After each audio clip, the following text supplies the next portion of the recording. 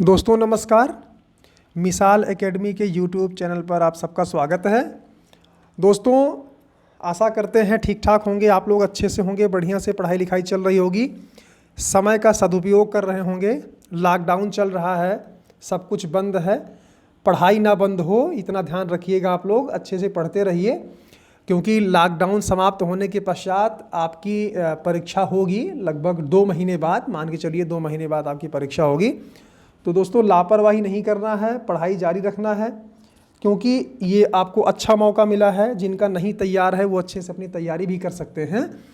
तो इसको एक अवसर के रूप में लेना है दोस्तों, ना कि छुट्टी के रूप में लेना है, क्योंकि जीवन में छुट्टी कभी होती नहीं है। और अगर आप माने तो जीवन भर छुट्टी है, नहीं तो जीवन भर काम है दोस्तों। तो दोस्तों हम आपको बता दें, हम लोग करंट अफेयर्स की क्लास अभी पढ़ रहे हैं। करंट अफेयर्स में 8 पार्ट्स हम लोग देख चुके हैं। ये करंट अफेयर्स जो हम लोग पढ़ रहे हैं दोस्तों, ये 1 जनवरी 2020 से लेकर अभी तक का है, यानी अप्रैल तक का लगभग कवर किया जा रहा है। तो 8 पार्ट्स इसके पहले हम लोग देख चुके हैं, आप वीडियो देख चुके होंगे।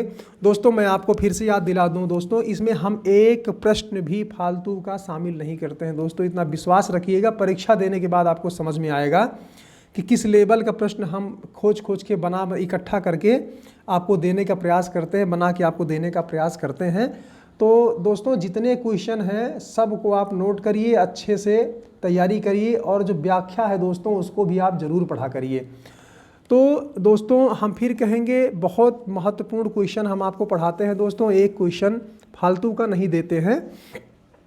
तो पहला क्वेश्चन दोस्तों हम लोग देख लें, किस क्षेत्र में कम तापमान के कारण बड़ा ओजोन छिद्र देखा गया है? तो दोस्तों यह उत्तरी ध्रुवीय क्षेत्र है, आप याद रखिए, उत्तरी ध्रुवीय क्षेत्र है और ये ओजोन परत से संबंधित है, तो आपके लिए इम्पॉर्टेंट हो जाता है दोस्तों।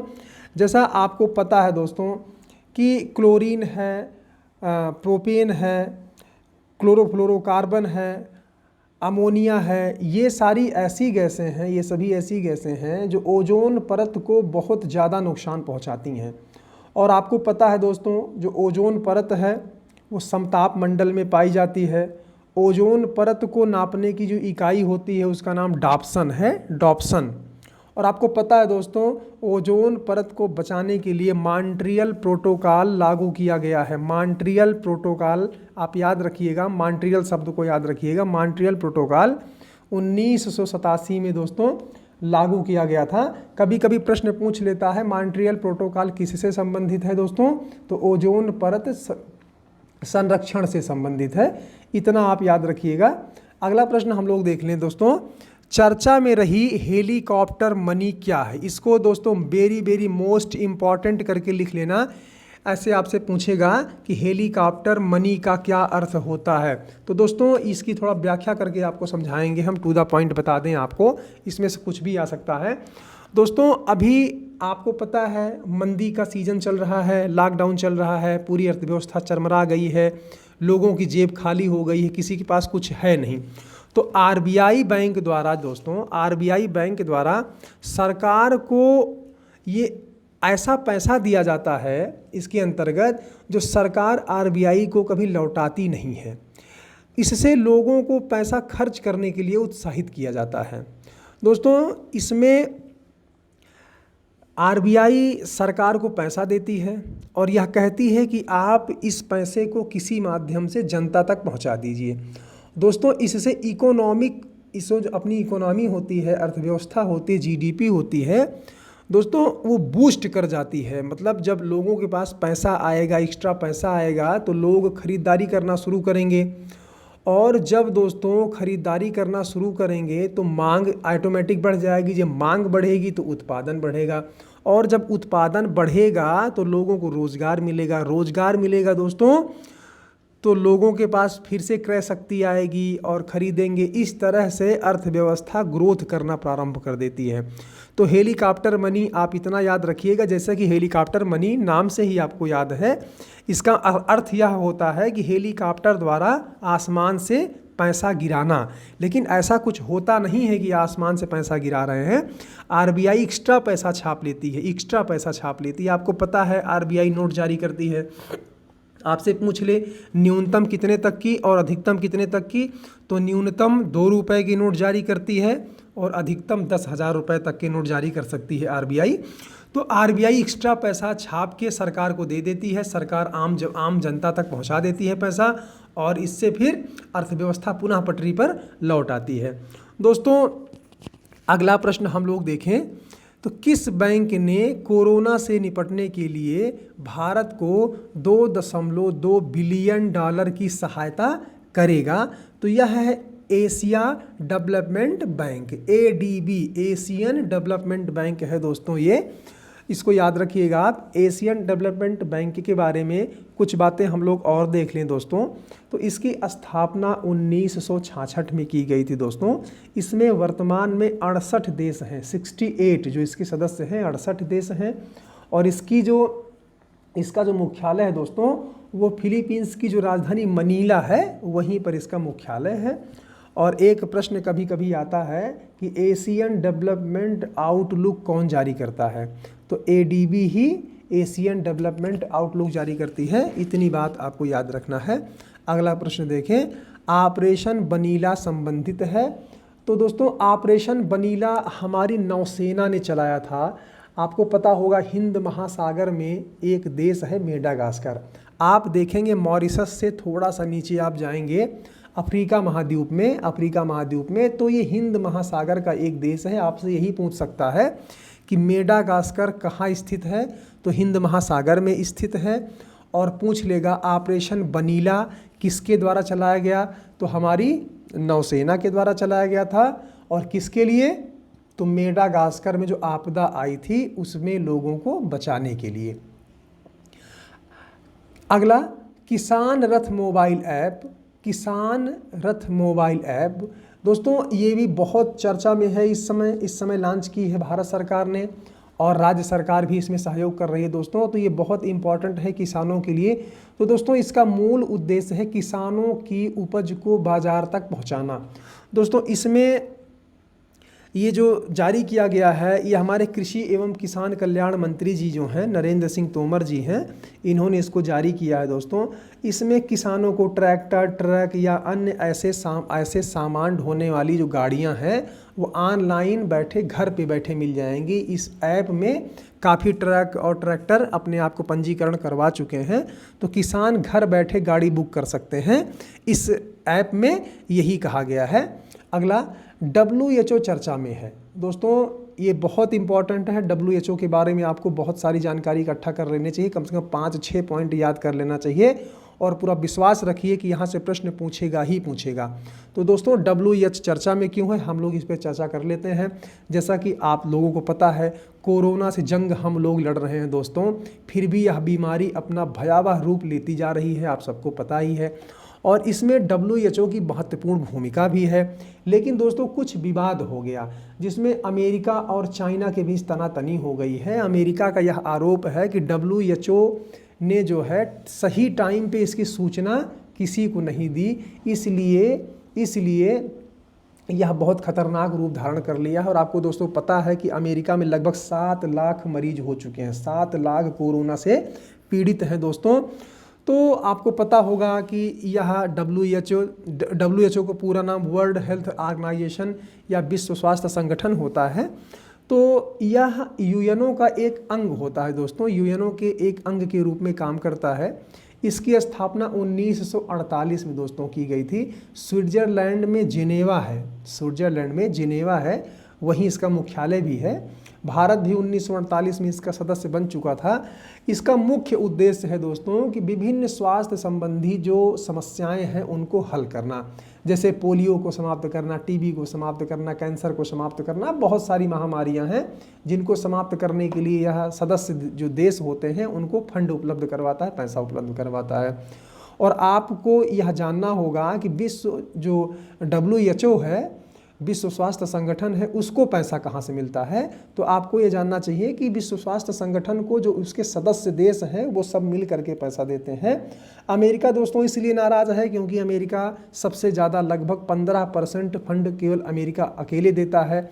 और अमेरिका ने कहा कि WHO चीन के फेवर में हो गया है, इसलिए हम उससे अपनी जो जितनी सहायता है सारी सहायता को अमेरिका ने रोक दिया है, यानी अमेरिका इस समय एक पैसा भी WHO को नहीं दे रहा है।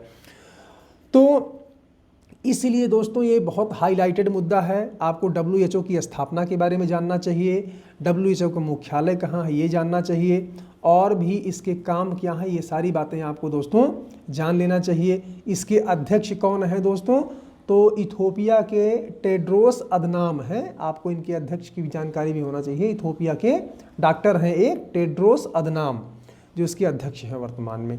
दोस्तों अगला प्रश्न देखें तो हाल ही में खोजी गई गाजर की नई प्रजाति मधुबन है। दोस्तों अभी हाल ही में खोजी गई गाजर की जो प्रजाति है उसका नाम मधुबन है, जूनागढ़ में खोजी गई है।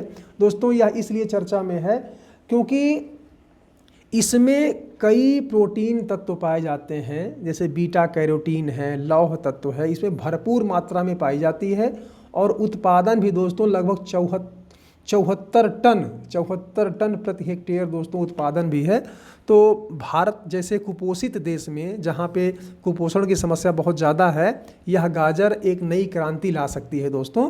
तो आप यही याद रखिए, ऐसे पूछ लेगा आपसे क्वेश्चन में कि हाल ही में गाजर की नई प्रजाति खोजी गई है जिसका नाम है, तो आप मधुबन मार दीजिएगा।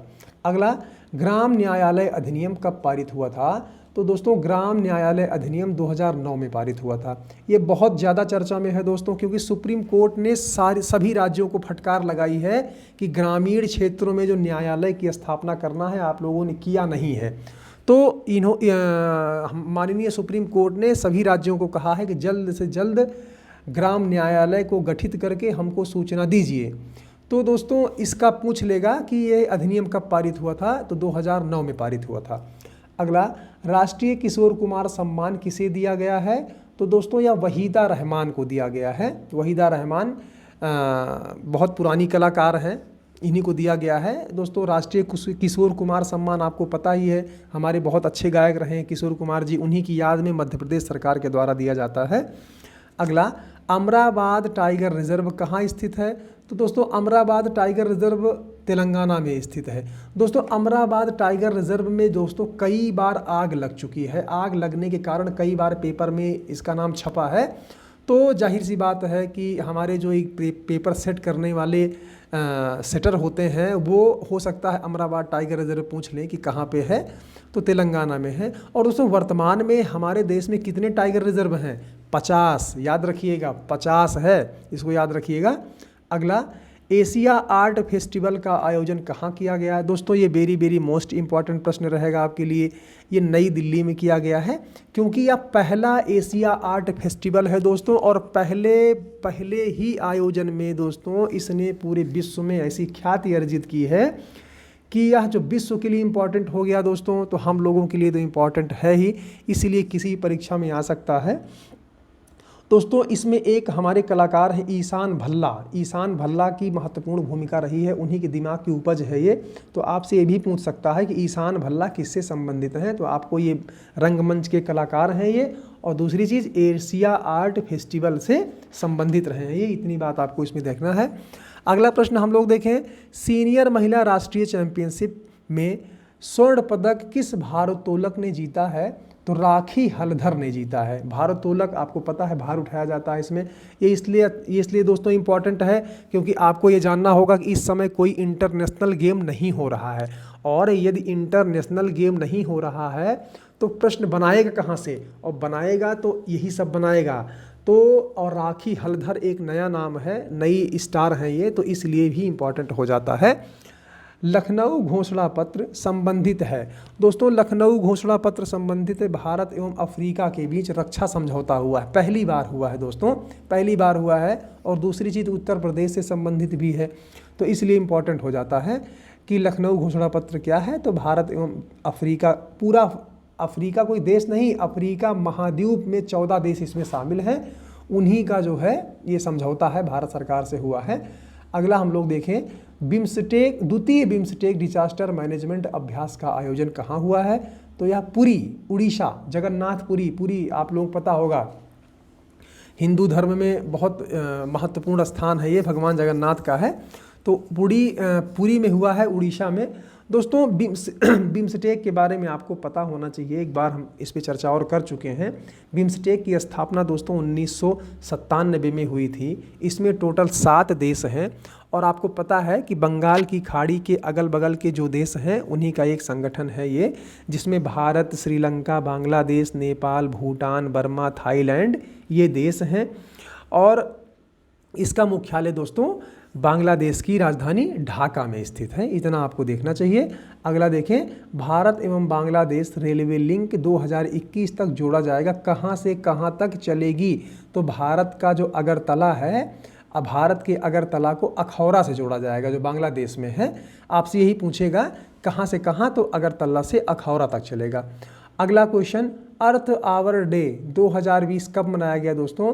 तो ये 28 मार्च को मनाया गया है, 28 मार्च को मनाया गया। डेट को अंडरलाइन करके आप याद कर लीजिएगा, ये कई बार प्रश्न आ चुका है, पीसीएस में भी कई बार पूछ चुका है।